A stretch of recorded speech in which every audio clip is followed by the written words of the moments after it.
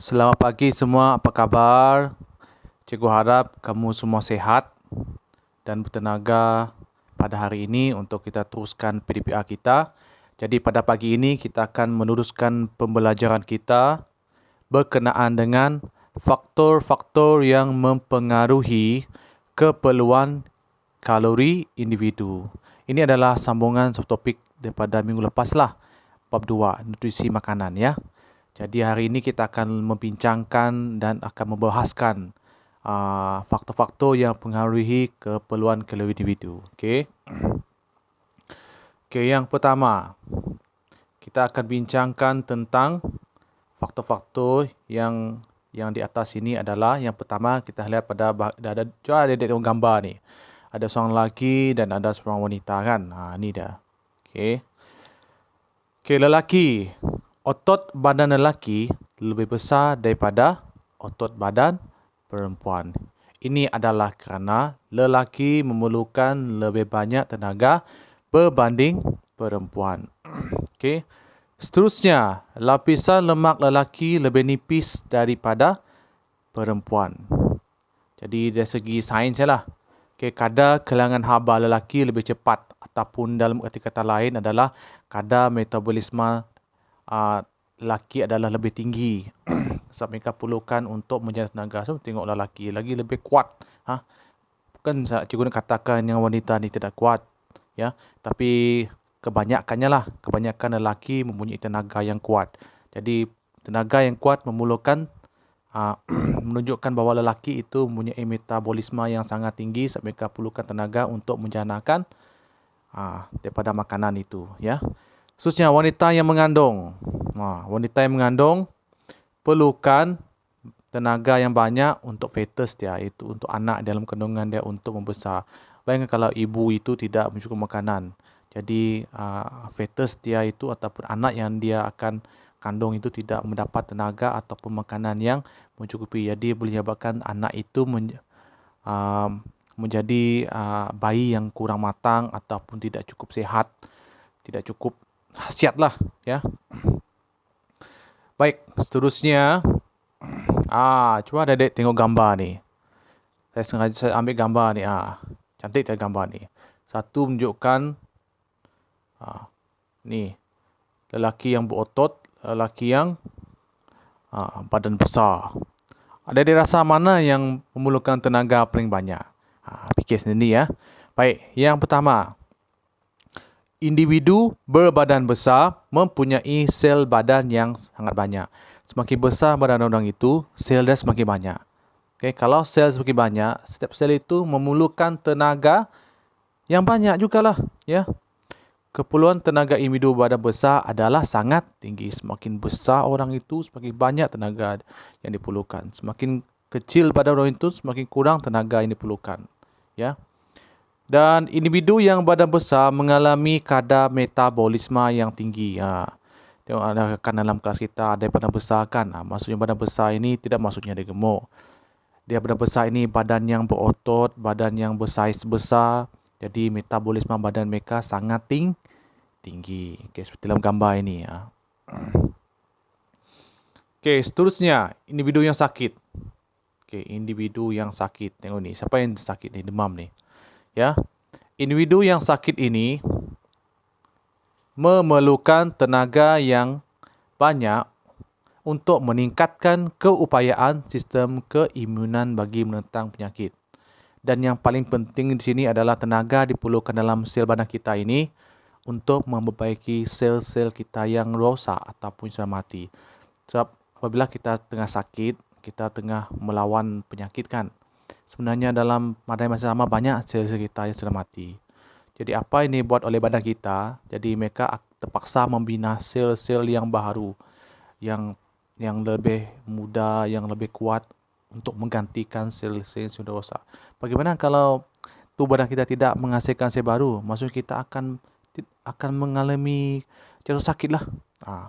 Ya. Seterusnya, memerlukan banyak tenaga untuk menentang patogen. Patogen ini maksudnya serangan benda asing yang masuk dalam kita lah. Seperti bakteria, kuman, macam itulah, virus dan sebagainya. untuk menentang patogen supaya dapat sembuh dengan cepat. Kita perlu tenaga badan kita. Ya. Okey, seterusnya. Tengok orang ni sangat muscle ni. Ya, ini siapa orang ni yang muscle ni? Sangat muscle, ya. Okey, ni orang ni Okey, yang pertama, pergerakan otot yang aktif. Okey. Jadi di sini kita akan bincangkan orang yang aktif, orang yang kuat, ya. Okey. Keperluan kalori individu bergantung pada aktiviti fizikal ataupun pekerjaan. Jadi orang yang aktiviti fizikal yang aktif, mereka yang bekerja kuat di luar, okey, biasanya mereka memerlukan tenaga yang sangat banyak. Contoh macam ibu bapa kita kan, macam ibu bapa saya, dia dululah dia seorang buruh binaan. Dia memerlukan tenaga yang banyak. Dia perlu makan banyak, minum air banyak. Sebab mereka memerlukan tenaga untuk melakukan kerja. Okey. Memerlukan lebih banyak tenaga untuk pengecutan dan pengunduran otot. Okey. Manakala pengurus bank dan buruh binaan yang punya jisim badan yang sama. Ini hanya perbandingan lah. Orang yang kerja di aircon dengan orang yang kerja di luar di cuaca yang panas. Okey. Pekerjaan mereka adalah berbeza. Okay. Yang mana satu akan merasa memerlukan tenaga yang banyak. Mestilah yang mereka yang bekerja di luar. Ya. Okay, next. Ni dia, tengok ni. Ni, tengok ni. Keperluan kalori individu bergantung kepada suhu juga persekitaran.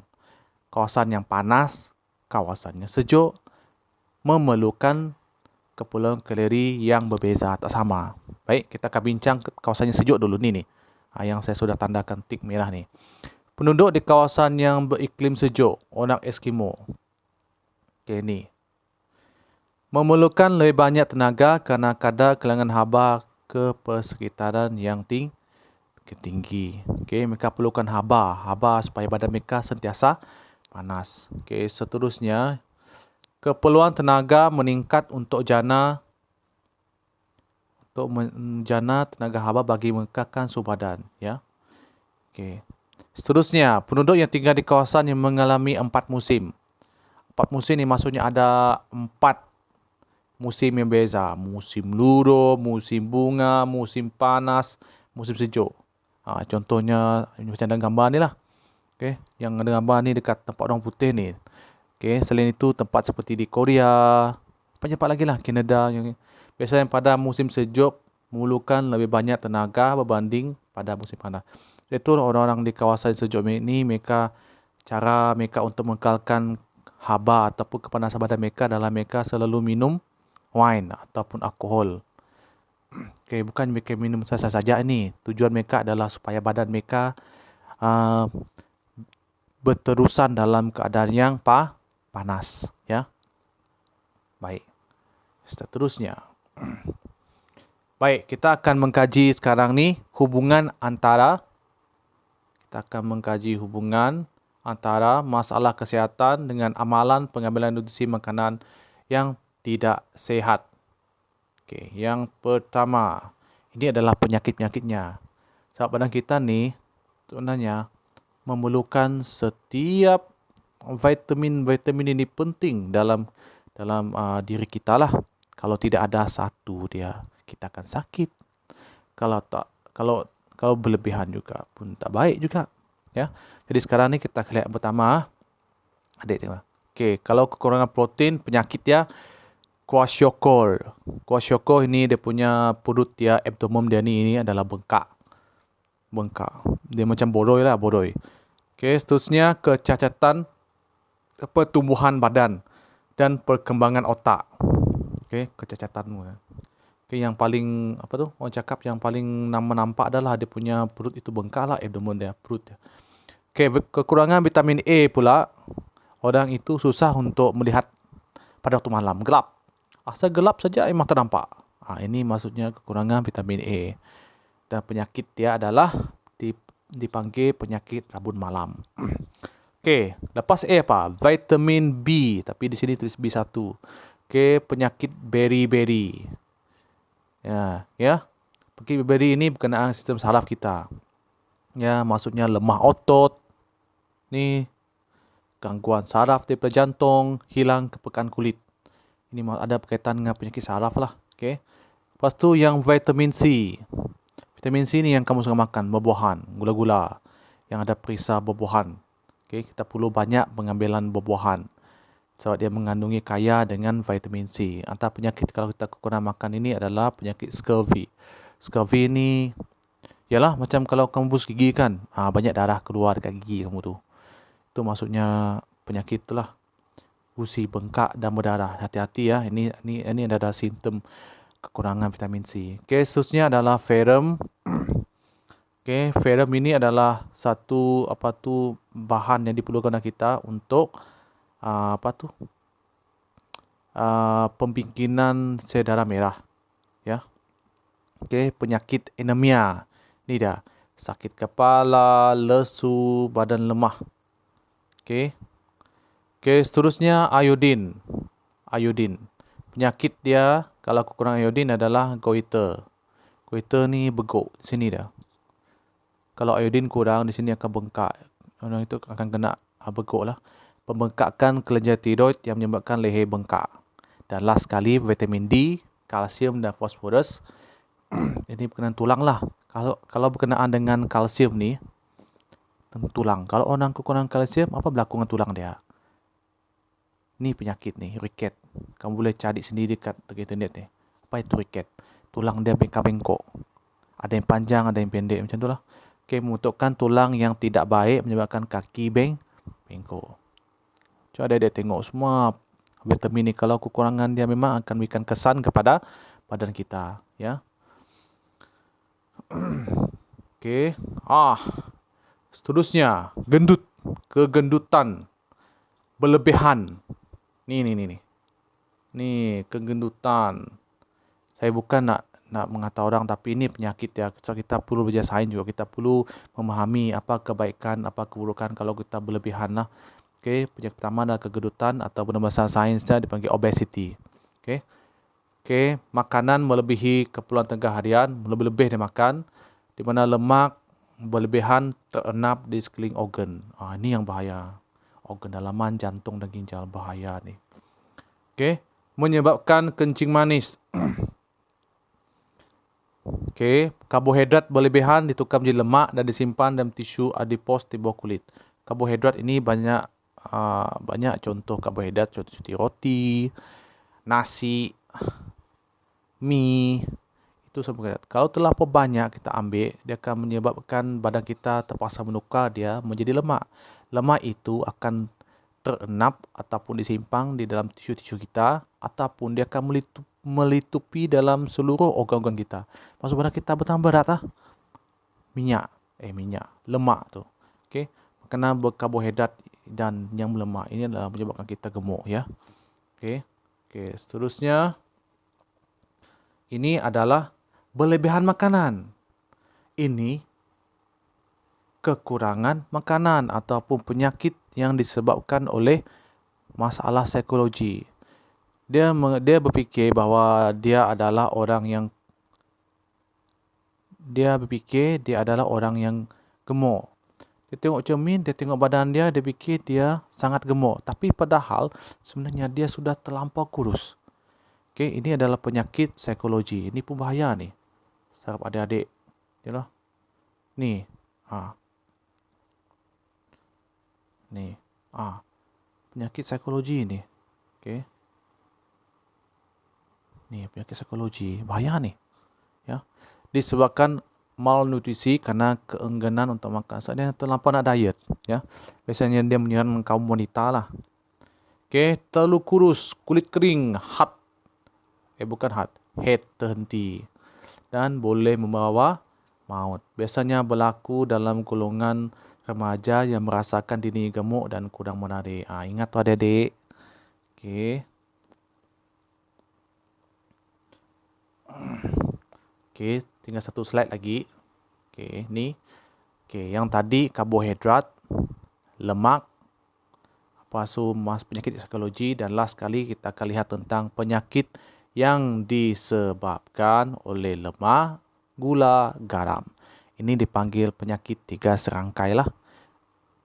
Berlebihan lemak, obesiti. Berlebihan gula, kencing manis ataupun diabetes. Dan last sekali garam. Garam, hypertension, tekanan darah tinggi lah. Garam terlampau banyak di dalam di dalam badan kita lah. Baik.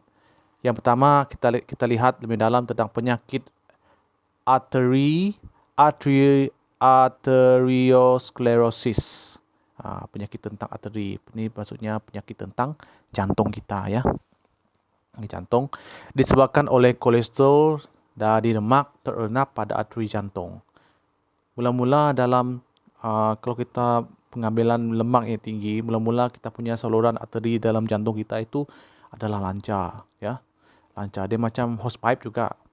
Kalau kamu tak cuci dia, biarkan minyak sana, dia akan semakin terendap, makin banyak, lemak itu semakin tebal, dia akan menutupi kawasan saluran itu, akhirnya jantung kita akan blok. Ya, itu dipanggil sebagai penyakit arteriosclerosis. Jantung lah orang cakap. Ya. Seterusnya, kencing manis. Berlebihan makan gula. Ya. Disebabkan kandungan gula dalam darah tinggi. Okay, ini coba adik tengok gambar dia. Aduhai. Okay. Ini adalah contoh orang yang kencing manis. Dia luka sedikit.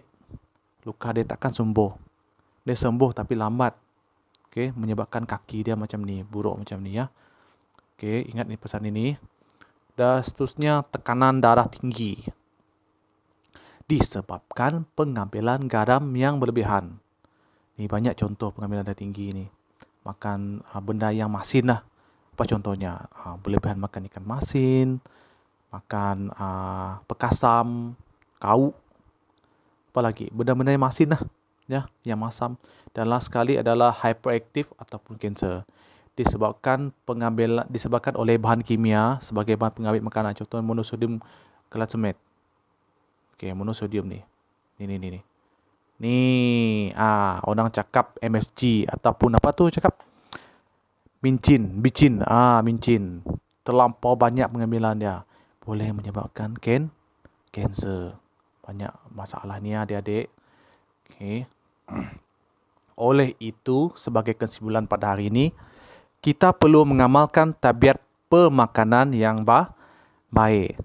Yang pertama, kita perlu mengamalkan gizi yang seimbang. Okey, amalkan.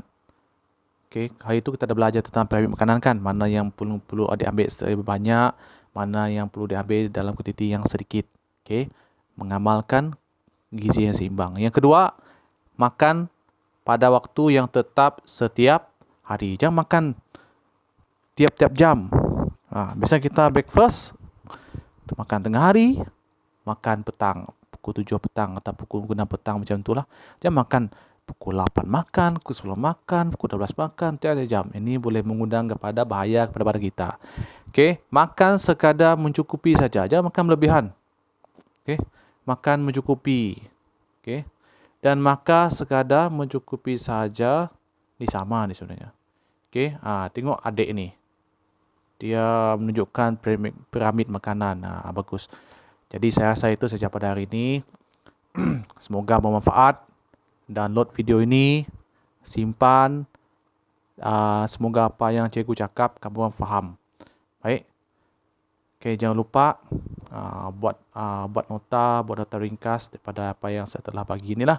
Ya, terima kasih. Jumpa lagi.